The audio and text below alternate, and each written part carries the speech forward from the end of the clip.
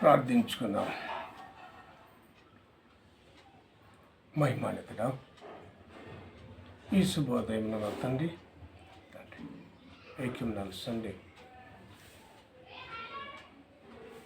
One body and one baptism గురించి ఈ దినమున నా తండ్రి నీ దాసుడు నేను ఈ దినమున వాక్యం విత్తుతుండగా మంచి మర్మంతో మాట్లాడమని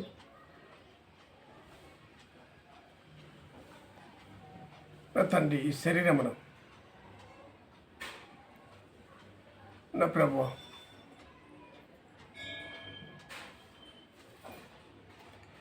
నీలో కల్పించుకొని నీకు అప్పగించుకొని ఆత్మసిద్ధమే కానీ శరీరం బలహీనమన్నా ఈ బలహీనమైన శరీరం నా తండ్రి నీకు అప్పగించుకొని నీలో ఉండడమే క్షేమకరం. ప్రభు ఈ దినమున ఏకము నలుసండి, వన్ బాడీ వన్ బాప్టిజం, ఒక శరీరం ఒకే బాప్టిజం అనే అంశం మీద మాట్లాడుతున్నాడు. నీ ఆత్మ విస్తారం నా శరీరం నా మనసులో ప్రవేశించి చక్కటి మర్మంతో చక్కనటువంటి వివరణ చేయమని నజరేయుడైన యేసుక్రీస్తునామమున బ్రతిమలాడి వేడుకొంచుంటున్నాం తండ్రి, ఆమేన్. భీకరుండవు మా యెహోవా, పీఠమొదుటము కూడరే. భీకరుండవు మా యెహోవా, పీఠమెదుటము కూడరే. ఏకమై సాష్టాంగపడి సర్వశరుని కొనియాడరే. భీకరుండవు మా యెహోవా, పీఠమెదుటము కూడరే. మట్టితోనే మమ్ము నిల్ల మానవులుగా సృజించెను. మట్టితోనే మమ్ము నిల్ల మానవులుగా సృజించెను. ఇట్టి శక్తుండవు ప్రభుల్మే మేచుగా మది నెల్తుము. భీకరుండవు మా యెహోవా, పీఠమెదుటను కూడరే. ఏరితోడు లేక మము సర్వేశ్వరుడు సృజించెను. దారునింటానొక్కడే మా దైవమని పూజిల్తము. భీకరుండవు మా యెహోవా, పీఠమెదుటను కూడరే. పుట్టగిట్టం చేయదానై నాటి దేవుని శక్తిని. పుట్టగిట్టం చేయదానై నాటి దేవుని శక్తిని. జట్టుగా లోకాస్తులారా ప్రస్తుతింపరే భక్తిని. బాటుగా లోకాస్తులారా ప్రస్తుతింపరే భక్తిని. భీకరుండవు మా యెహోవా, పీఠమెదుటం కూడరే. మేటి సంగీతంబులుపై మింట నారవ ముందను. మేటి సంగీతంబులుపై మింట నారవ ముందను. జాటరే వేవేళ్ళనోల నల్లుతులు ప్రభు వందనం. భీకరుండవు మా యెహోవా పీఠమెదుటను కూడరేం మిక్కిలి కష్టాంబులతో మీతికి పాల్ పొందను మిక్కిలి కష్టాంబులతో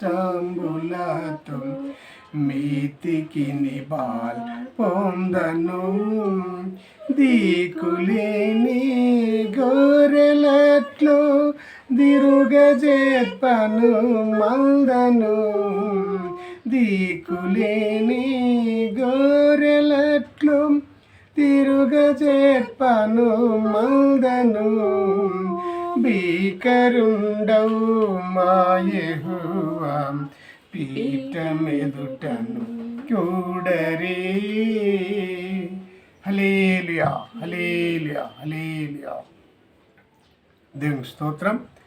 ఈ దినమున వాక్యమును ధ్యానించుకుందాం. మొదటిగా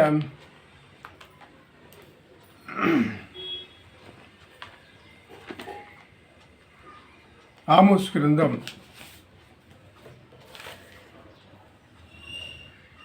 9:5-12 వరకు వాక్యం చదువుకుందాం. ఆమోస్ గ్రంథం 9వ అధ్యాయము 5-12 వరకు చదువుకుందాం. ఆయన సైన్యములకు అధిపతియగు యెహోవా ఆయన భూమిని మొత్తగా అది కరిగిపోవును, అందులోని నివాసులందరూ ప్రలాపించరు. నైలు నది వలెనే అది అంతయు ఉబుకుచుండును. ఐగుప్తు దేశపు నైలు నది వలెనే అది అణగిపోవును. ఆకాశమందు తన కొరకై మేడగదులు కట్టుకొని వాడును, ఆకాశ మండలమునకు భూమి యందు పునాదులు వేయవాడు వాడును ఆయనే. సముద్ర జలములను పిలిచి వాటిని భూమి మీద ప్రవహించజేయవాడును ఆయనే. ఆయన పేరు యెహోవా. ఇశ్రాయేలీయులారా, మీరును కూషీయులను నా దృష్టికి సమానులు కారా? నేను ఐగుప్తు దేశములో నుండి ఇశ్రాయేలులను, కప్తోరు దేశములో నుండి ఫిలిస్తీయులను, కీరు దేశములో నుండి సిరియనులను రప్పించి తిని. ప్రభువైన యెహోవా కన్ను ఈ పాపిష్టి రాజ్యం మీద ఉన్నది, దానిని భూమి మీద ఉండకుండా నాశనం చేతను. అయితే యాకోబు సంతతి వారిని సర్వనాశనం చేయక విడిచిపెట్టుదును.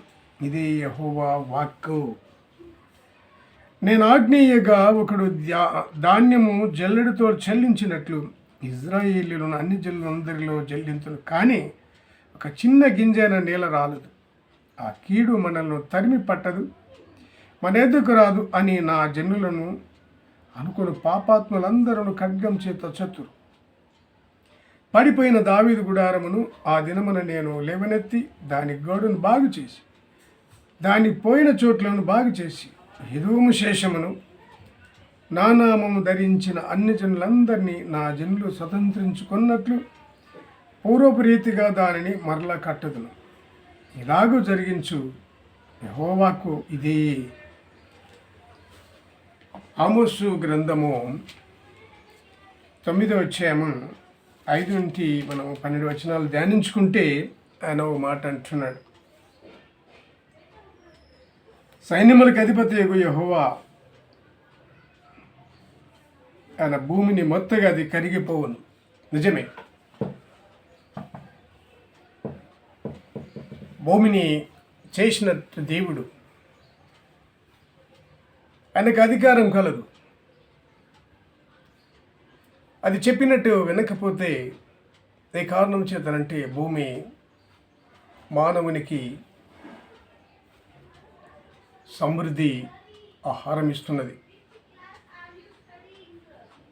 విత్తనములను చల్లగా పంట మొక్కలు భూమిపైన మొలుస్తున్నాయి. పంట విత్తనాలు మనకు చేతికి అందుతున్నాయి. పండ్లు పలారులు దొరుకుతున్నాయి.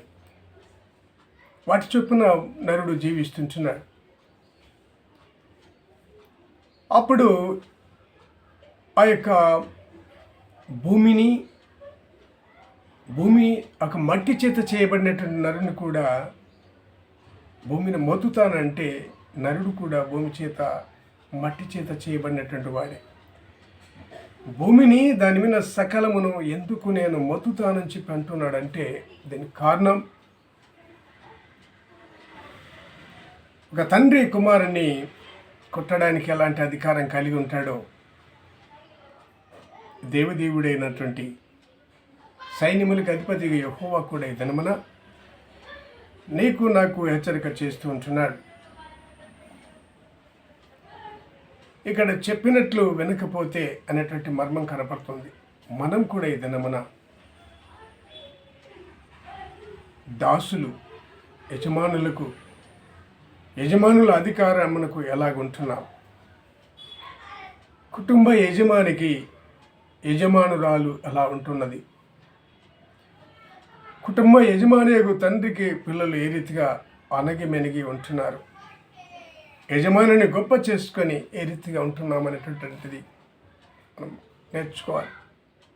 ఏ కారణం చేతనంటే ఆయన భూమిని మొత్తుతానంటున్నాడు, ఆయనకు అధికారం ఉన్నది. దాని అర్థం తన కుటుంబము తను చెప్పినట్టు వినకపోతే శిక్ష అనేటువంటిది వేస్తూ ఉంటున్నాడు. దీనికి మనమంతరం బద్దులుగా ఉంటున్నాం.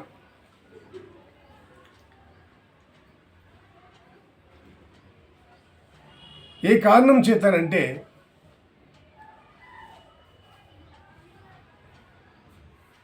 మనకు భయమవుతుంది. అయ్యో అయ్యో అని చెప్పి తండ్రి శిక్షింపని కుమారుడెవడు, పసితనము నుండి తండ్రి మాటలు నేర్పించకపోతే, తండ్రి నడిపించకపోతే కుమారుడు నడవగలడా? మాటలు నేర్పించకపోతే మాట్లాడగలడా? పని నేర్పించకపోతే లేదా చదువులు నేర్పించకపోతే చదవగలడా? రాయగలడా? మాట్లాడగలడా? ఏదైనా పని చేయగలడా? అలాంటి దేవదేవుని, ఆ దేవదేవుడు నీకు సకలము చేసి సర్వసృష్టిని చేసి నీకు అప్పగించి నీకు నేర్పించి విద్యాదానం చేసి విద్యని నేర్పించి జ్ఞానం ఇచ్చి ఇవన్నీ నీకు అప్పగించినప్పుడు నీవు సర్వాధికారి అయిన సైన్యములకు అధిపతి దేవుని మాట వినప్పుడు ఆయన ఆలోచనలు ఎలా ఉంటాయి, తన కోపం ఎలా ఉంటుంది? తప్పకుండా విన్నప్పుడు పనిష్మెంట్ ఉంటుంది. ఏదైనా మనమందరం కూడా ఎలా ఉంటున్నాం? ఆత్మతో సత్యముతో ఆరాధించే వారము ఉంటున్నామా? ఆత్మలో ఆనందిస్తుంటున్నామా? ఆత్మ వేరు శరీరం వేరు అనుకుంటున్నామా? ఇది నా శరీరము, నా ఇష్టం, నా మనసు, నా ఇష్టం, నా శరీరము. ఆనాడు తను శరీరం చేయకపోతే, మానవ నిర్మాణం చేయకపోతే నీ శరీరం భూమి మీద లేదు కనుక చేసిన వాడికి శరీరం మీద అధికారం ఉన్నది కనుక ఆ శరీరం కూడా ఆయనదే. ఆ శరీరాన్ని మొత్తుతా అంటున్నాడు, ఆ భూమిని మొత్తుతా అంటున్నాడు, ఆ భూమిని నలగొడతా అంటున్నాడు. కనుక నువ్వు విత్తినది చచ్చితేనే కానీ గిట్టదు. కనుక ఈ శరీరము చావవలసి ఉన్నది, తిరిగి లేవవలసి ఉన్నది. కనుక వ్యవసాయదారుడు భూమిలో విత్తనము వెదజల్లినప్పుడు అది చచ్చితేనే కానీ తిరిగి గిట్టదు, మొలవదు. కానీ అది చంపబడాలి. ఈనాడు నీవు నేను కూడా ఈ శరీరంలో చంపబడాలి, శరీరాన్ని నలగొట్టుకోవాలి. యెషయా గ్రంథం 53వ అధ్యాయము చెప్పుకుంటూ వచ్చాడు, అతనిని నలగొట్టుటకు ఆయనకి ఇష్టమైన లేదా నాకు ఇష్టమైన కనుక ఆయన చేతుల నలగాలి, ఆయన క్రమశిక్షణలో నలగొట్టబడాలి. కనుక ఆనాడు అందుకని ఇజ్రాయేలీలను అబ్రాహాముకు ఒక వాగ్దానం చేశాడు, అబ్రామా నీకు సంతానం ఇస్తాను, నీ సైన్యము ఇసుక రేణువుల వలె ఉంటుంది, నీ జన సమూహం ఆకాశ నక్షత్రముల వలె ఉంటుంది, నీ చేతనెత్తి ఆ నక్షత్రములు ఎంచుకొని చేతనెత్తి ఇసుక రేణువులు ఎంచుకో, అలాగే నీకు ఒక వాగ్దానం చేశాను. 430 సంవత్సరాలు బానిసలుగా నేను ఐగుప్తుకు చెరగా పంపిస్తానంటే వాగ్దానం ఆనాడే చేశాను. ఆ మాటకు అర్థం ఇది నలగొట్టబడాలి. ఇది నలిగి చచ్చితేనే కానీ తిరిగి బ్రతకదు. ఇది చంపబడాలి. ఈ శరీరం చంపబడాలి. ఈ శరీరం నలగొట్టబడాలి. ఒక అధికారి కింద నలగొట్టబడాలి. అందుకనే ఆనాటి దేవుడు, జీవం గల దేవుడు, తండ్రి అయిన దేవుడు నీకు నాకు తండ్రిగా ఉన్నాడు కనుక నా మాట ఎటు వినరు కనుక తన ప్రేమ ఏ కారణం చేతనంటే ప్రతి తండ్రి తన పిల్లలను పసితనములో ముద్దాడుతాడు. నా కొడుకు, నా బిడ్డ, నా కూతురు. తండ్రి పనిష్మెంట్ చేయలేడు. మనం చేయగలుగుతామా? చూసి చూసి మన కన్న కొడుకును కొట్టుకోగలుగుతామా? కూతుర్ని కొట్టుకోగలుగుతామా? తిట్టుకోగలుగుతామా? అది చేత కాదు. ఆనాడు మన దేవుడైన తండ్రి అయిన దేవుడు తన జన సమూహాన్ని కొట్టుకోలేక తిట్టుకోలేక పరాయి దేశస్తులకు ఆ ఐగుప్తు బానిసలుగా పంపించాడు అనుకుందాం. అక్కడైతే నీవు చక్కగా నేర్చుకుంటావు, క్రమశిక్షణ నేర్చుకుంటావు. ఆ స్కూల్లో అయితే సొంత స్కూల్లో నువ్వు చదువుకోలేవు.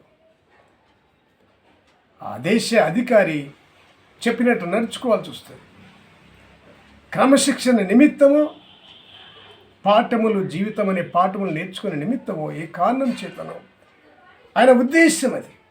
ఈనాడు కూడా నా కొడుకు అమెరికాలో చదువుకుంటే బాగుంటుంది, లేదా ఆస్ట్రేలియాలో ఉంటే బాగుంటుంది, నా కూతురు నా కొడుకు అని చెప్పి కలలు కంటుంటాం. ఎందుకంటే తండ్రి దగ్గర ఉండి చదువుకోలేడు, తండ్రి దగ్గర ఉండి జీవితాన్ని నేర్చుకోలేడని దేశాలకు ప్రతి తండ్రి తల్లి పిల్లలను పంపించి నా కొడుకు బయట దేశంలో చదువుకుంటున్నాడు, ఉద్యోగం చేస్తున్నాడు, తల్లిదండ్రులు ఎంతగానో ఆనందిస్తారు. ఈయన ఆనాడు కూడా దేవదేవుడు నిన్ను ఒక ఫారిన్కి పంపించాడు, ఐగుప్తు చెరకు పంపించాడు. చదువుకోమని, కష్టపడి చదువుకోమని, పని నేర్చుకోమని, చదువుకోమని, పనులు నేర్చుకోమని. ఈ శరీరాన్ని నలగొట్టుటకు ఆయనకి ఇష్టమైన నలగాలి. ఈ శరీరం నలగకపోతే, దీది మరణించకపోతే దీనికి పరలోకం లేదు. కనుక భూమి మీదని భూమండలములను నలగొట్టేటట్టు 430 సంవత్సరాలు బానిసలుగా పంపించాడు. నేటి మానవుడు కూడా 40 సంవత్సరాలు వచ్చేంత వరకు కూడా ఎలా బ్రతకాలి, ఎలా జీవించాలి, ఎవరిని ఆరాధించాలి, ఎవరిని మహిమపరచాలి, తండ్రి విలువ తెలియదు, తల్లి విలువ తెలియదు. తండ్రి మాటకి అడ్డు చెప్పడం, తల్లి మాటకి అడ్డు చెప్పడం, ఇలాంటివి ఎన్నెన్నో జరుగుతున్నాయి. అలాగని నీకు వ్యతిరేక ఏ ఆయుధం వర్ధిల్లునా నీ తండ్రిని వ్యతిరేకించి నువ్వు ఏమైనా సాధించగలవా? నీ తండ్రి అయిన దేవుని వ్యతిరేకించి నువ్వేమైనా చేయగలవా? ఏమీ కాదు. అది తెలిస్తే ఆ మర్మం తెలియాలని నేను 430 సంవత్సరాలు బానిసగా పంపించాను. అక్కడ నేర్చుకుంటాడు, చదవడం నేర్చుకుంటాడు, పని చేయడం నేర్చుకుంటాడు, పెళ్లి చేసుకుంటాడు, పిల్లలకి అంటాడు, బాధ్యతగా పెంచుకోగలుగుతాడు, జీవన విధానాన్ని నేర్చుకుంటాడని బానిసగా పంపించాడు. ఈనాడి శరీరంతో ఉన్న తండ్రి అదే కోరుకుంటున్నాడు, ఆత్మతో ఉన్నటువంటి తండ్రి అదే కోరుకుంటున్నాడు. నీకు నేర్పించాలని. శరీరం ఒక్కటే, బాప్తిసం ఒక్కటే. నీ తండ్రి చేతలు, ఆత్మైన తండ్రి అయిన దేవుని చేతులు నలగొట్టబడాలి. రెండు చేతులు ఎలా ఉంటాయో అన్నాడు తండ్రి అయిన దేవుడు, నజరేయుడైన యేసుక్రీస్తు ప్రభువుల వారు మనుషుల దయందును దేవుని దయందును వర్ధిల్లినట్టు చూడగలరు. నాడు భూమి మీద పుట్టావు కనుక మనుషుల క్రమశిక్షణను బ్రతకాలి. అది కూడా దేవుడే నీకు అనుమతి ఇచ్చాడు. మనుషుల భయంతో బ్రతకాలి. మనుషుల భయం లేకపోతే విచ్చలవిడితనం వస్తుంది. అబ్బో వాళ్ళు చూస్తారేమో నేను చేసే పాపము, వాళ్ళు ఏదైనా అవమానం చేస్తారేమో, కొడతారేమో, తిడతారేమో అనేటువంటి భయం లేకపోతే విచ్చలవిడి తత్వం వస్తుంది. కనుక మనుషుల దయ్యందును దేవుని దయ్యందును ఆయన నీకు నాకు మాదిరిగా వచ్చారు. ప్రజలు పాపంలో పడిపోతున్నారు, పాపం చేస్తుంటున్నారు. వీళ్ళందరి తరపున క్షమాపణ అడిగిన వారికి పాపం వాళ్ళకు విముక్తి కలగదు. వాళ్ళకు విముక్తి కలగాలంటే కుమారుని రక్తమే అవసరం అంటున్నది. నజరేయుడైన క్రీస్తు ప్రభువుల వారి ఆయన రక్తమే నరుని పాపం శుద్ధి చేస్తున్నది. నరులందరి తరపున ఆయన అడ్డుపడ్డట్టు చూడగలం మనం. కనుక ఆయనే లేకపోతే, ఆయన మధ్యవర్తిగా లేకపోతే మానవునికి మనుగడ లేదు. కనుక దేవునికి అధికారం ఉన్నది, కుమారుని మీద తండ్రికి అధికారం ఉన్నది, దేవునికి లోకం మీద అధికారం ఉన్నది. తన మాట విననప్పుడు భూమిని, నేలను, భూమిని మొత్తగా అది కరిగిపోవును.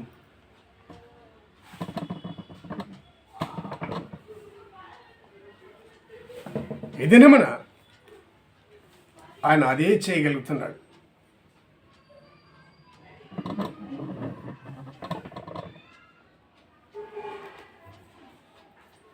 మనకైతే భయం వేస్తుంది, బాధ అనిపిస్తుంది. అయ్యో అయ్యో అని చెప్పి పక్షిరాజు ఉపమానం మనం తెలుసుకుంటే, తను ఆకాశమంత ఎత్తు ఎదిగి ఒక పెద్ద మహావృక్షం మీద, ఆకాశమంత చెట్టు మీద, ఒక వృక్షం మీద గూడు అల్లుకొని గుడ్లు పెట్టి పిల్లల్ని కని, ఆ పిల్లలు పెరిగి పెద్దయ్యాక ఇంకెంతకాలం మీరు ఆకాశం మండలములో కూర్చుంటారు, మీరు సంచారం చేయడం నేర్చుకోవాలని చెప్పినట్టు తలంపు చెప్తే వినరని చెప్పి ఏమి మరణం చెప్పకుండానే ఆ పిల్లలను, అమ్మ సిద్ధపడండి, అలానా మనము వెళ్తున్నాము రండించి పిలిచి తన రెక్కల మీద తన 2 పిల్లలను లేదా 3 పిల్లలను 4 పిల్లలను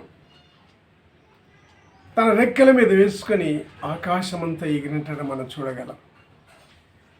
ఎగిరి ఆ పిల్లలను ఆకాశం పైకి తీసుకెళ్ళి ఆ పిల్లలను దిగజార్చినట్టుగా చూడగలం ద్వితీయోపదేశ కాండములో.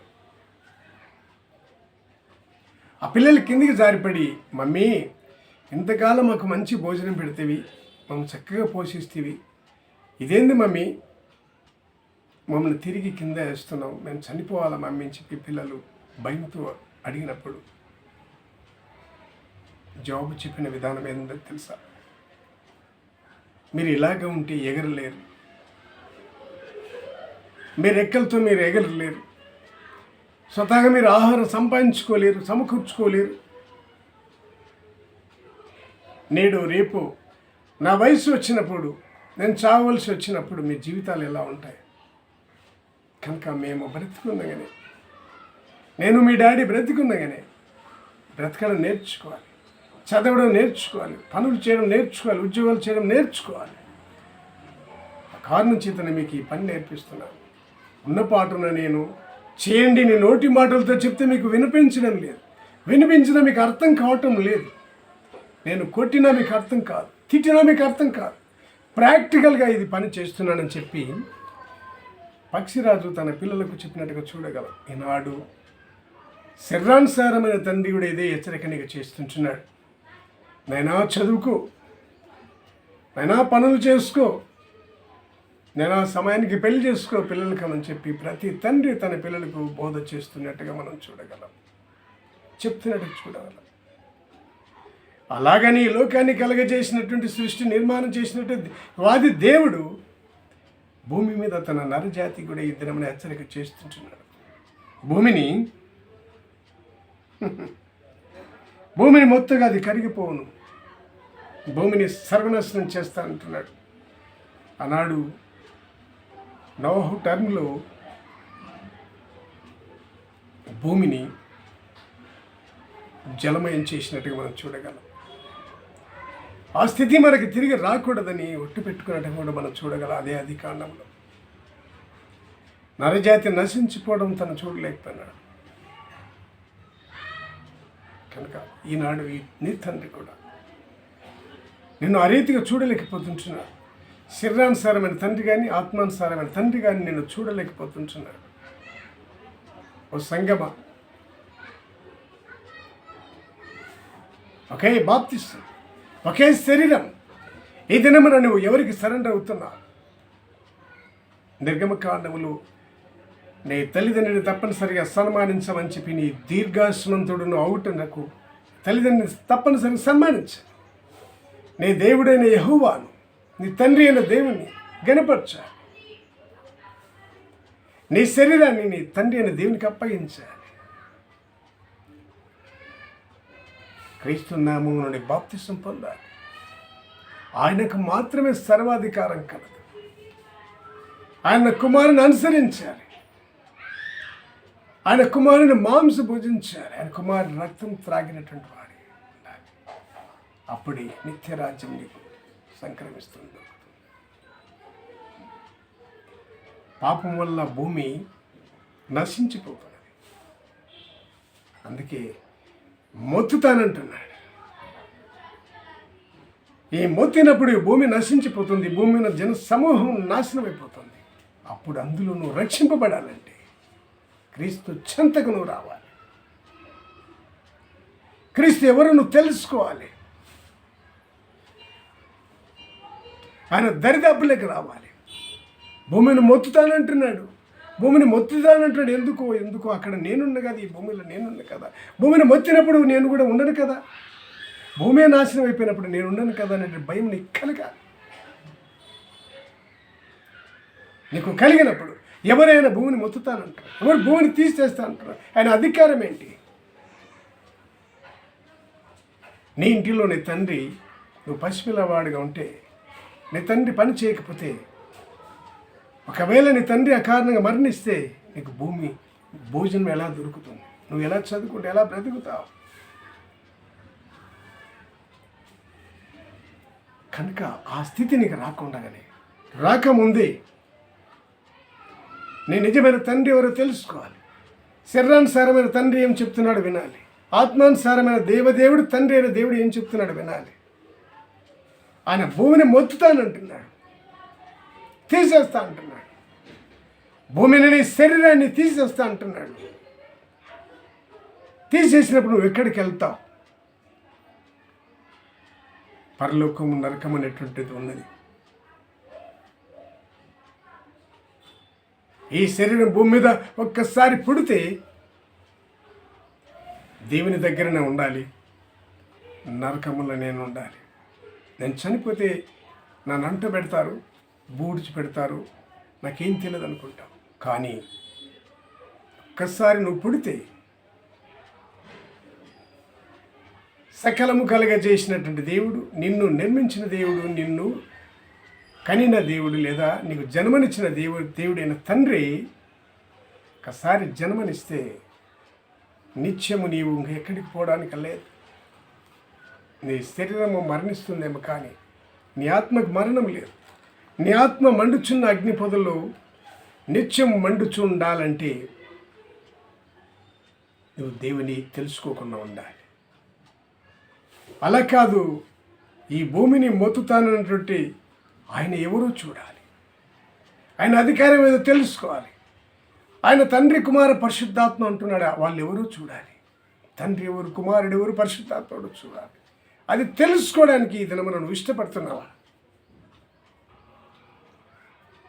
నా శరీరం నా ఇష్టం అంటున్నావా? బాప్తిసం నాకు తెలియదు అంటున్నావా? కనుక నీవు నూతనంగా ఈ దినమున జన్మించాలి. నీ శరీరాన్ని దేవునికి అప్పగించాలి. అప్పగించడానికి బద్ధుడవైంచున్నావా? నీ మాంసమును దేవుడి శరీరములో దేవుడు ఆనాడు నీకు మాంసం ఇచ్చాడు, శరీరం నిర్మాణం చేశాడు. ఆయనలో నీ మాంసాన్ని కలపడానికి ఇష్టపడుతుంటున్నావా? ఆయనతో ఏకమవడానికి నువ్వు ఇష్టపడుతున్నావా? గమనించబద్దలమంటున్నాం సంగమా.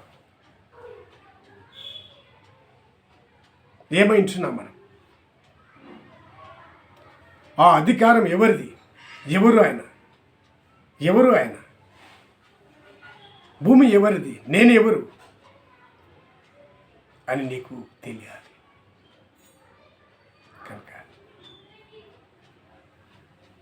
మరణించి దేవునితో ఉంటావు, మరణించి నరకములో ఉంటావు. శరీరం ఒకటే, బాప్తిస్వం ఒక్కటే. ఆ శరీరాన్ని నీ ప్రభుకు అప్పగించుకున్నటువంటి వాడవుతావు, ప్రభువుకు అంకితం చేసినటువంటి వాడవుతావు. నరకములు వెళ్ళి వాడబోతావు, నిత్యం మండుచున్న అగ్నిలో ఖాళీవాడిగా ఉంటావు. గ్రహించబద్ధులమై ఉంటున్నాం. ఇదేనా మనం అదే హెచ్చరిక చేస్తుంటున్నాడు. భూమిని నాశనం చేస్తాను, మొత్తుతాను అంటున్నాడు. భూమిని మొత్తినప్పుడు నీవు నేను ఎవరు ఉండవు. ఆ స్థితి రాకముందే ఒక అవకాశం ఇచ్చారు. ఇది మన అవకాశాన్ని సద్వినియోగం చేసుకున్నటువంటి వారముగా ఉన్నామా, గ్రహించబద్ధులం వింటున్నాం. ఇంకో మాట, కీర్తనలు 115. మాకు కాదు, యెహోవా మాకు కాదు, నీ కృపా సత్యములను బట్టి నీ నామమునకే మహిమ కలుగును గాక. వారి దేవుడేడి అని అన్యజనులు ఎందుకు చెప్పుకోదు? మా దేవుడు ఆకాశమందున్నాడు, తనకిచ్చి వచ్చినట్లుగా సమస్తమును ఆయన చేయుచున్నాడు. వారి విగ్రహములు వెండి బంగారువి, అవి మనుషులు చేతి పనులు. వాటికి నోరుండి పలకవు, కన్నులుండి చూడవు, చెవులుండి వినవు, ముక్కులుండి వాసన చూడవు, చేతులుండి ముట్టుకనవు, పాదములుండి నడువు, గొంతుకతో మాట్లాడు. వాటిని చేయువారును వాటి యందు నమ్మిక ఉంచు వారందరూ వాటి వంటి వారు ఉన్నారు. ఇజ్రాయేలులారా, యెహోవాను నమ్ముకొని ఆయన వారికి సహాయము, వారికి కేడం. అహరోను వంశస్థులారా, యెహోవాను నమ్ముకొని ఆయన వారికి సహాయం, వారికి కేడం. యెహోవా యందు భయభక్తులు గల వారులారా, యెహోవా యందు నమ్మకం ఉంచు, ఆయన వారికి సహాయం, వారికి కేడం. యెహోవా మమ్మును మర్చిపోలేదు, ఆయన మమ్ము ఆశీర్వదించును. ఆయన ఇజ్రాయేలీయులను ఆశీర్వదించును, అహరోను వంశులను ఆశీర్వదించును. పిన్నలనేమి పెద్దలనేమి తన యందు భయభక్తులు గల వారిని యెహోవా ఆశీర్వదించును. యెహోవా మిమ్మును మీ పిల్లలను వృద్ధి చెందించును. ఉమాకాశమును సృజించిన యెహోవా చేత మీరు ఆశీర్వదింపబడిన వారు. ఆకాశములు దేవుని వశం, ఆకాశములు యెహోవా వశం. భూమిని ఆయన నరులకిచ్చి ఉన్నాడు. మృతులను మౌన స్థితిలోనికి దిగిపోవాలను యెహోవాను స్తుతింపరు. మేమైతే ఇది మొదలుకొని నిత్యం యెహోవాను స్తుతించదు, యెహోవాను స్తుతించు. ఈ మాట చొప్పున దేవుడు భూమిని ఆయన నరులకిచ్చి ఉంచున్నాడు. ఒకవేళ అదే భూమిని నేనే ఈ భూమిని చేశాను, నరులకిచ్చాను, నరు నిర్మాణం చేసి, ఆ ఇచ్చినటువంటి దానిని ఆయన తీసేసుకుంటే నీ సంగతి ఏంటి, నా సంగతి ఏంటి? మనం ఎక్కడ ఉండగలుగుతాం? అసలు ఈ భూమిని చేసినటువంటి వాడు ఎవరు నువ్వు తెలుసుకున్నటువంటి వాడు ఉంటున్నావా? ఈ భూమి నాది, నాకు ఇచ్చిన నా సొత్తు, నా ఆస్తి, నా డబ్బు, నా బ్యాంకు, నా బంగ్లాలు, నా బ్యాంకులు, నా ఉద్యోగము, ఇదంతా నాది అని చెప్పి నువ్వు తలుస్తున్నావా? గ్రమించబద్ధులమైంటున్నా.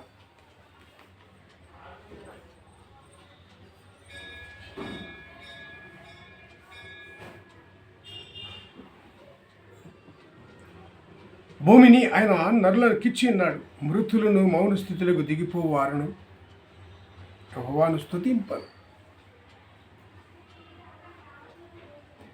ఒకసారి ఆయన భూమి ఆయన నీ చేతులను లాగేసుకున్నప్పుడు నీవు ఉండవు. ఆయన ఎవరు నువ్వు తెలుసుకోలేనప్పుడు నువ్వు ఎక్కడుంటావో తెలియదు.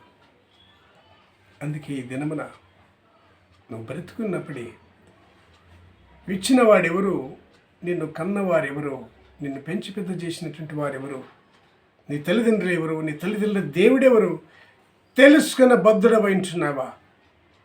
గ్రహించగలిగినటువంటి వారం ఉంటున్నా.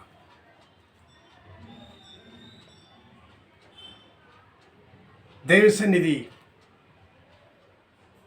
వాక్యం వినిచినటువంటి ఓ సంగమ, లోకమా, ఏదైనా మనం గ్రహించబద్ధులమైంటున్నాం. నిన్ను కన్న తల్లిదండ్రులు ఎవరు నువ్వు గుర్తించినప్పుడు, లోకమును కలగజేసి నీ చేతులకు భూమిని అప్పగించిన దేవుని తండ్రి అయిన దేవుని నువ్వు గుర్తించగలిగినప్పుడు ఇక సర్వాధికారం నీదే. భూలోకములో పరలోక మహిమను చూస్తావు. భూలోకములో పరలోకమును నువ్వు అనుభవించినటువంటి వాడవుతావు. నీకు ఇక మరణం లేదు. నీ తల్లిదండ్రిని ఎప్పుడైతే నువ్వు సన్మానిస్తావు, నీ తల్లిదండ్రుల దేవుడైనటువంటి నజరేయుడైన యేసుక్రీస్తు ప్రభువు వారిని నువ్వు ఎప్పుడు నమ్మి బాప్తిసం పొంది నీ శరీరమును ఆయన చేతులు పెడతావు. ఇక ఈ శరీరం నాది కాదు, ఇక ఈ శరీరం నా ప్రభువుది అని చెప్పి ఆ శరీరం నిర్మాణం చేసిన దేవునికి నీ శరీరాన్ని ఎప్పుడు అప్పగించి తన కుమారుడు నజరేయుడైన యేసుక్రీస్తు నామములో బాప్తిసం ఎప్పుడు పొందుకుంటావో, ఈ లోకమునకు ప్రాణం పెట్టిన, మాంసం ఇచ్చిన, రక్తం ఇచ్చిన నా మాంసం తిని నా రక్తం త్రాగువాడి నాతో పాటు పరదేశంలో ఉంటాడు, నేనుండి స్థానములో వాడు కూడా ఉంటాడని చెప్పి వాగ్దానం చేశాడు. బాగా ఈ అనుభవం మనము పొందుకునేటువంటి వారంగా ఉన్నామా? గ్రహించే బద్దులమంటున్నా.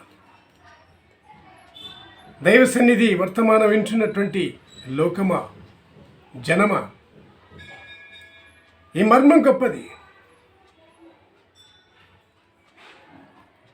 శరీరానుసారమైన తండ్రి గొప్పోడు, తల్లి గొప్పది. నా తండ్రి గొప్ప ఆస్తి నాకు ఇచ్చాడు, ఇదే చాలు, ఇంకెవరు నాకు నా తల్లిదండ్రిని మించినటువంటి వాళ్ళు ఎవరున్నారంటే, నువ్వు అంతకు ముందు వెళ్ళిపోతే భూమి నిర్మాణం చేసినటువంటి వారెవరు, ఆకాశ నిర్మాణం చేసినటువంటి వారెవరు, సృష్టి నిర్మాణం చేసినటువంటి వారు అంటూ ఉన్నారు కదా. నీ తండ్రి నీలాగా రక్తమాంసం కలిగినటువంటి వాడే. నీ తండ్రికి ఇది సాధ్యమవునా? ఆకాశాన్ని సృష్టించడం నీ తండ్రికి సాధ్యమవునా? భూమిని సృష్టించడం నీ తండ్రికి సాధ్యమవునా? ఒక రెండు ఉన్నారు, తండ్రి అయిన దేవుడు. ఆయన చేతి పనులైనటువంటి మానవుడు, నీ తండ్రి కావచ్చు, నీ తల్లి కావచ్చు, వారు కూడా దేవుని చేత చేయబడినటువంటి మనుషులే అని చెప్పి గుర్తించగలిగినటువంటి వాడవుకుంటున్నావు. ఓ సంగమా, దైవ సన్నిధి సంగమా, దైవ సన్నిధి లోకమా,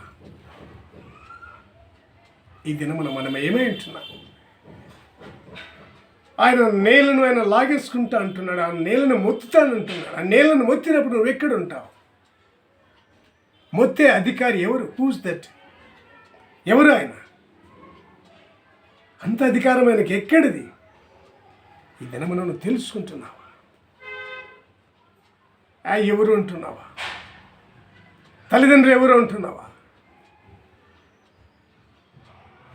కనుక ఎప్పుడైతే నీ తల్లిదండ్రిని నువ్వు నీ కన్నులతో నువ్వు ఎప్పుడు చూస్తావు, నీ తల్లిదండ్రుల పనులను ఎప్పుడైతే నువ్వు గ్రహిస్తావు, నీ తల్లిదండ్రి నీకు స్వపరిచర్యలు చేసి నిన్ను ఏ రీతిగా తీర్చిదిద్దారు ఈ భూమి మీద. నీ తల్లిదండ్రిని ఎవరు తీర్చిదిద్దారు? వాళ్ళ తల్లిదండ్రులు, వాళ్ళ తల్లిదండ్రుల దేవుడు. నీవు కూడా ఈ దినమున రొటీన్గా ఉంటున్నావా? ఇదంతా సైన్స్ ఉంటున్నావా?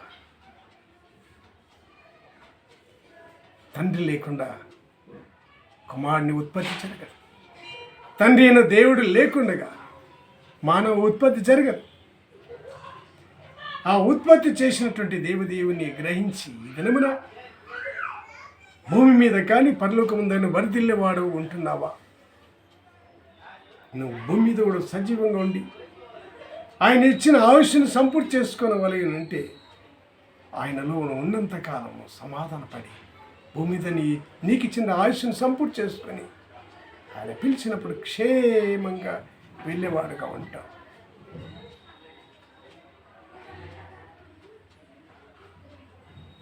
దేవునితోనూ సమాధాన పడినప్పుడు, శరీరానుసారమైన తల్లిదండ్రులతో సమాధాన పడినప్పుడు, ఆత్మానుసారమైన తండ్రి అయిన దేవునితోనూ సమాధాన పడినప్పుడు ఈ లోక యాత్ర నీకు ముగియడానికి గడియ ఉన్నది. నువ్వు చనిపోవడానికి కాదు నీకు జన్మనిచ్చింది. నువ్వు ఉత్పత్తి అయి నీ జీవిత విధానాన్ని ఎలా కొనసాగిస్తావు? ఆనాడు ఆకాశ నక్షత్రముల వలె నీ సైన్యం, నీ యొక్క జనులు ఉంటారు.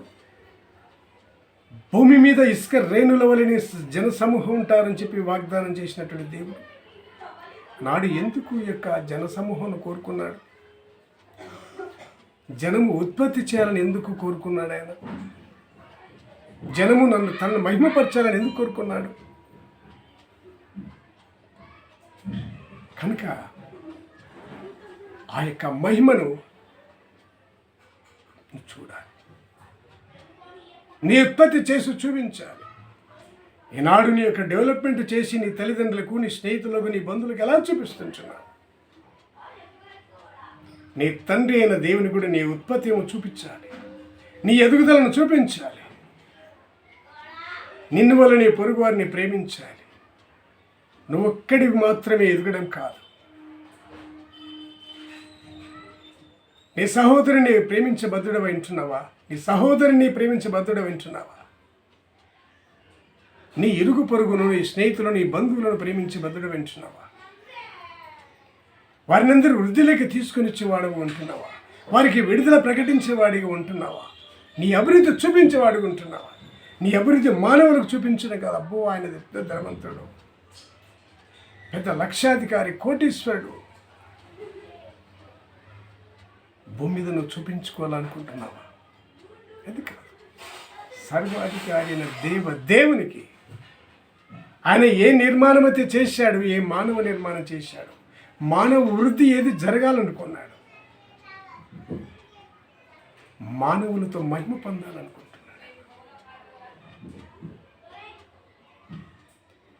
మానవులతో మహిమ పొంది మానవులను వృద్ధి చేయాలనుకున్నాడు. ఈ సత్యాన్ని గ్రహించాలి.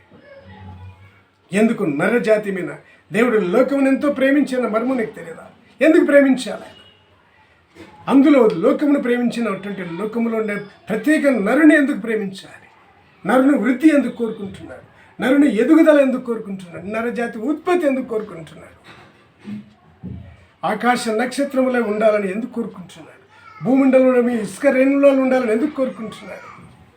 ఆయన ఉద్దేశం ఏంటి? గ్రహించబద్ధలమైంటున్నా.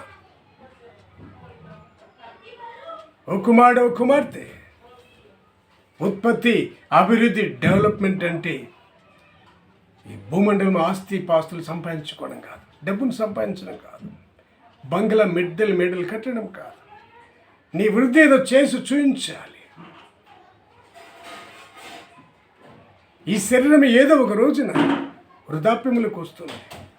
ఏదో ఒక రోజున ఈ లోకమును వదిలిపెట్టి వెళ్ళవలసి ఉన్నది. ఈ శరీరం అయితే కాలుస్తారు, మట్టితో కప్పుతారో తెలియదు. కానీ ఈ ఆత్మను మాత్రం ఆర్పిన వాడవుగా ఉండకూడదు. ఈ ఆత్మ దేవునిది, దేవునికి అప్పగించాలి. కనుక ఈ శరీరం ఉన్నప్పుడే నీ నోటి మాటలతో నీ ఆత్మను ప్రభుకు అప్పగించాలి. ఆయన చేతులు పెట్టాలి. ఆయనకు అప్పగించే వారముగా ఉండాలి. శరీరం ఒక్కటే, బాప్తిసం ఒక్కటే, నీకు ఒకటే శరీరం ఉన్నది, బాప్తిసం ఒకటే ఉన్నది. దేవుడిలో జీవించాలి. ఈ శరీరం తింటుంది, తాగుతుంది, తిరుగుతుంది, సుఖిస్తుంది, ఆనందిస్తున్నట్టు శరీరాన్ని సుఖపెట్టడానికి ప్రయత్నం చేస్తుంటాను. ఆత్మను సంతోషంగా పెట్టడానికి ప్రయత్నం చేస్తుంటున్నావా? ఆత్మను ఆర్పేవాడిగా ఉంటున్నావా? ఆత్మను నశింపచేసేవాడిగా ఉంటున్నావా? ఆత్మను నరకములేసేవాడిగా ఉంటున్నావా? గ్రహించే బద్ధలమైంటున్నావు.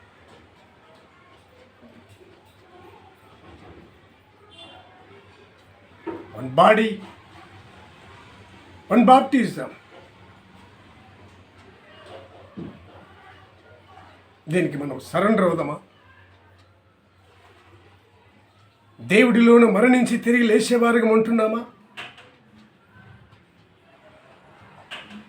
ఈ శరీరాన్ని ఆయనకు అప్పగించే వారంగా ఉంటున్నామా? ప్రభువా, చావైన బ్రతుకేనంత నీవే అని నీ శరీరాన్ని దేవునికి అప్పగించేటువంటి వాడుగా ఉంటున్నావా? నీ ఆత్మను దేవునికి అప్పగించేవాడుగా ఉంటున్నావా? నీ ఆత్మను ఆర్పేవాడుగా ఉంటున్నావా? మనం ఈ దినం గ్రహించబద్ధులమంటున్నాం. మనం ఒక వాక్యం తీసుకుందాం. ఎఫెసీయులు 4వ అధ్యాయము 1-6 వరకు. కాబట్టి మీరు సమాధానమును బంధము చేత ఆత్మ కలిగించు ఐక్యమును కాపాడుకొనుటయందు శ్రద్ధ కలిగిన వాడై ప్రేమతో ఒకరినొకడు సహించుచు మీరు పిలువబడిన పిలుపునకు తగినట్లుగా దీర్ఘశాంతంతో కూడిన సంపూర్ణ వినయముతోనూ సాత్వికంతోనూ నడుచుకున్న వలనని ప్రభువును బట్టి ఖైదీనైన నేను మిమ్మల్ని బతిమాలుకొంచున్నాను. శరీరం ఒక్కటే, ఆత్మయు ఒక్కటే. ఆ ప్రకారమే మీ పిలుపు విషయమై ఒక్కటే నిరీక్షణ ఎందుటకును పిలువబడితిరి. ప్రభు ఒక్కడే, విశ్వాసం ఒక్కటే, బాప్తిస్మం ఒక్కటే, అందరికీ తండ్రి అయిన దేవుడు ఒక్కడే. చూడండి, ఇంతవరకు మనం మాట్లాడుకున్నాం. శరీరం ఒక్కటే, ఆత్మయు ఒక్కటే, బాప్తిస్మం ఒక్కటే, విశ్వాసం ఒక్కటే. మీ విశ్వాసం ఏమైంటున్నది? ఏ లోకం మీద ఉన్నదా, పరలోకం మీద ఉన్నదా? ఈ లోకం మీద ఉన్నావంటే ఏదో ఒక రోజున నువ్వు వృద్ధాప్యంలోకి వస్తావని తెలుసు, నీకే తెలుసు ఆ మర్మం. చనిపోతానని తెలుసు, చనిపోయి నువ్వు ఏమో కావాలనుకుంటున్నావు. నువ్వు నిత్యం జీవించవలయనంటే ఒక మర్మము దేవుడి దినమని నీ ముందు ఉంచుతున్నాడు. శరీరం ఒక్కటే, బాప్తిస్మం ఒక్కటే. నీ ప్రభువునందు జీవించాలనుకున్నప్పుడు నీ ప్రభుతో నువ్వు సర్వ ఎల్లకై శాశ్వత కాలంలో ప్రభుతో నీ తండ్రి అయిన దేవునితో ఉండాలనుకున్నప్పుడు బాప్తిస్మం ఒకటే అంటున్నాడు. ఆ బాప్తిస్మం పొందుకొని దేవునిలో జీవించడానికి ఈ దినమున సిద్ధపడిన వారముగా మనం ఉంటున్నామా? గ్రహించబద్ధులం అంటున్నాం. ఈ వాక్యాన్ని అనుసరించి నేర్చుకోగలిగిన వారం. ఈ వాక్యమే నీకు జ్ఞానోదయం కలిగి చేయకపోతే, ఈ వాక్యం నీకు బోధించకపోతే, వాక్యమైన దేవుడు నీకు చెప్పకపోతే నీ జీవన విధానం తెలియదు. కనుక ఈ దినమున నీ శరీరమును సరెండర్ చేయమంటున్నాడు. నువ్వు బ్రతుకున్నప్పుడే జీవం ఇచ్చినటువంటి ఈ శరీరానికి, ప్రాణం ఇచ్చినట్టు దేవుని శరీరాన్ని కలగజేసిన దేవునికి ఈ శరీరాన్ని అప్పగించమంటున్నాడు. నీ ఆత్మను అప్పగించమంటున్నాడు, సరెండర్ చేయమంటున్నాడు. అప్పగించినటువంటి వారము ఉంటున్నావు. ఈ దినమున మనం ఏమైంటున్నాం? దైవ సన్నిధి జనమా, లోకమా, ఈ మర్మములను మనం గ్రహించబద్ధులమైంటున్నాం. జన్మనిచ్చిన తండ్రిని గొప్ప చేసుకుంటున్నామా? లోకమును కలగజేసిన దేవుని గొప్ప చేసుకుంటున్నామా? ఇద్దరిని ఒకటే అనుకుంటే కష్టమే. నీకు జన్మనిచ్చినటువంటి తండ్రి నీ తండ్రి అనుకుంటున్నా, నీ తండ్రి కాదు. తండ్రి అయిన దేవుడు లేకుండగా నరుడు లేడు. ఆయన చేతి బొమ్మను ఆయన చేసినటువంటి బొమ్మగా ఉంటున్నాడు నరుడు. తనకు మాదిరిగా, తండ్రి అయిన దేవునికి మాదిరిగా అయితే ఈ దినమున నీ తండ్రి ఉంటున్నాడు. అలాగే నీ తండ్రి దేవుడు కాదు. మానవ ఉత్పత్తి జరిగించమని, నా కొరకు శరీరాన్ని జన సమూహం ఉత్పత్తి చేయమని ఆనాడు వాగ్దానం అబ్రహాంకి ఏ రీతిగా చేశాడు, ఇది నా వాగ్దానం నీ కూడా వర్తిస్తుంది. ఆ రీతిగా వృద్ధి చేసి నీ జన సమూహమున పంటను దేవునికి ఈ దినమున సరెండర్ చేస్తుంటున్నావా? నీకు కలిగిన జనులందరినీ శరీరానుసారమైన జనుల కన్నుటకు నీకు ఈ దినమున శక్తి సరిపోదు. ఒకడు ఇద్దరు అనుకుంటున్నావు, మరి లక్షల్లో కోట్లు ఎలా కంటావు? అలా కనవలగి ఉంటే ఆత్మలో కనాలి. నీ ప్రభుతో నువ్వు ఉంటే ఎంతమంది నేను నువ్వు కనగలవు, ఎంతమందికి నువ్వు చెప్పగలవు. శరీరం ఒక్కటే, బాప్తిస్మం ఒక్కటే, తండ్రి అయిన దేవుడు ఒక్కడే, శరీరానుసారమైన తండ్రి కూడా ఒక్కడే. ఆ యొక్క తండ్రి అయిన దేవుణ్ణి మహిమపరుచుకొని ఆయనతో పాటు నిత్యం జీవించడానికి ఇష్టపడినటువంటి వారంగా మనం ఉంటున్నామా? ఇంకొక వాక్యం తీసుకుందాం. మత్తయి సువార్త 16:13 నుండి.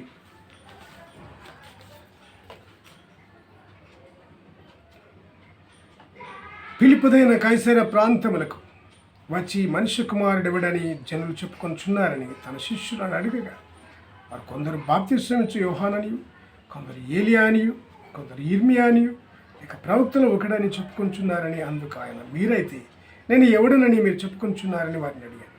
అందుకు షియోను పేతురు, నీవు సజీవుడవు దేవుని కుమారుడమైన క్రీస్తు అని చెప్పాను. అందుకు యేసు, నీ షియోను మరియోనా, నీవు ధన్యుడు, పరలోకముందు నా తండ్రి ఈ సంగతి నీకు బయలుపరిచినే కానీ నరులు నీకు బయలుపరచలేదు. మరియు నీవు పేతురు, ఈ బండ మీద నా సంఘమును కట్టుదు, పాతాళలోక ద్వారములు దాని ఎదుట నిలువ నేరని నేను నీతో చెప్పుచున్నాను. పరలోక రాజ్యం యొక్క తాళపు చెవులు నెగిచ్చేదను. నీవు భూలోకముందు దేనిని బంధించుదువు, అది పరలోకమందును బంధింపబడు. భూలోకముందు దేని విప్పుదువు, అది పరలోకమందును విప్పబడదు. అతనితో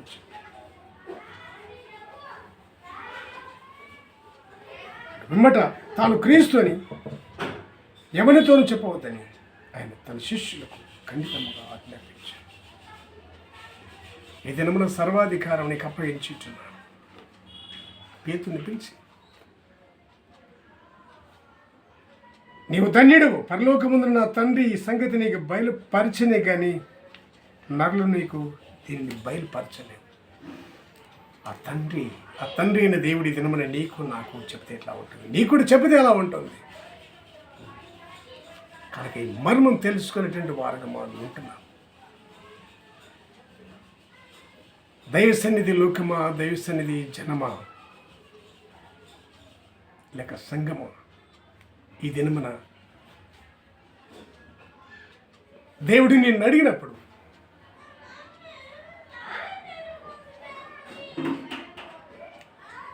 జనులు మనుష్య కుమారుడు ఎవడని చెప్పుకొనిచున్నారని చెప్పి నిన్ను అడిగినప్పుడు ఈ దినమున నువ్వేం చెప్తున్నావు? నీ సమాధానం ఏంటి? నీవు సజీవుడవు దేవుని కుమారుడైన క్రీస్తు అని చెప్పగల ఆడుకుంటున్నావు. ఆ నజరేయుడైన యేసు క్రీస్తు వలననే నిత్య జీవం. ఆయన పేరు చెప్పుకొని దేవుని కుమారుడని చెప్పి ఆయన ఎట్లా నువ్వు చెప్తున్నావు? అది నీవు నేర్చుకొని ఇతరులకు చెప్పేవాడు ఉంటున్నావు. ఎప్పుడైతే ఆయన దేవుని కుమారుడైనప్పుడు నిన్ను కూడా ఆయన వారసునిగా చేయాలని, నిన్ను కూడా ఆయన కుమారుడని చెప్పాలని, నీ గురించి తండ్రికి సాక్ష్యం చెప్పడానికి ఇద్దరు మన దిగి వచ్చిన నజరేయుడైన యేసుక్రీస్తు ప్రభుల వారు నీ కొరకు నా కొరకు ప్రాణం పెట్టి ఉన్నారు. శిలువ మ్రాను మీద రక్తం చిందించి మరణించి తిరిగి 3వ దినమున నీ కొరకు నా కొరకు లేచి నిన్ను నన్ను పరలోక నివాసులుగా చేటుకు శుద్ధుడై ఈ దినమున భూమి మీదకి దిగి వచ్చిన నజరేయుడైన యేసుక్రీస్తు ప్రభుల వారిని ఈ దినమున మనము నమ్మగలిగినటువంటి వారం ఉంటున్నామా? నమ్మి బాప్తిసం పొందినటువంటి వారం ఉంటున్నామా? ఈ శరీరాన్ని ఆయనకు సరెండర్ చేసి ప్రభువా నీవే మాకు అని చెప్పి అనగలిగినటువంటి వారం ఉంటున్నామా? మనం గ్రహించబద్ధులమైంటున్నాం. దేవుడి వాక్యముని దీవించుగా ప్రార్థించుదాం. సర్వోన్నతుడా, మహిమాన్వితుడా, ఈ దినమున నా తండ్రి ఏకమనల్ సండే బాడీ వన్ బాప్టిజం అనే మర్మంను బట్టి నా తండ్రి ఈ దినమున నా శరీర నా మనసులను ప్రవేశించి మాట్లాడిన దేవునికి స్తోత్రం. ఏ వర్తమానము నా తండ్రి నీకును నా తండ్రి నీ ప్రజానికానికి సమాధానకరంగా ఉంటూ నీ విస్తారమైన కృపను నందించమని దైవ సన్నిధి ప్రజానికానికి వాక్యం బోధించిన నాకును నా కుటుంబానికి నీ ఆత్మ విస్తారంగా తోడుగా రక్షణ కాపలు ఉంటకు నీ ప్రియకుమారుడు నజరేయుడైన యేసుక్రీస్తు కృప చాలునని నజరేయుడైన యేసుక్రీస్తు నామమున బ్రతిమలాడి వేడుకొంచుంటున్నాం తండ్రి. పరలోకమందున్న మా తండ్రి, నీ నామం పరిశుద్ధపరచును గాక, నీ రాజ్యం వచ్చును గాక, నీ చిత్తం పరలోకం నెరవేర్చినట్లు భూమి నెరవేరును గాక. మాకు కావాల్సిన అడుగునారు మాకు నేటి దయచి, మరి అట్లా ప్రారంభం చేసిన వారిని క్షమించిన ప్రకారం మా అపరాధం క్షమించు. వంశోధన గత దృష్టిని తప్పించు. ఏం చేతులు రాజ్యం, శక్తి, మహిమ నిరంతరం నీ వెంటున్నావు సార్. ఆమేన్. తండ్రి, కుమార, పరిశుద్ధాత్మ శాస్త్రం మనందరికీ ఇప్పటికీ ఎల్లప్పటికీ ప్రభు ప్రేమ శాశ్వత కాలంగా తోడు ఎండును గాక. ఆమేన్.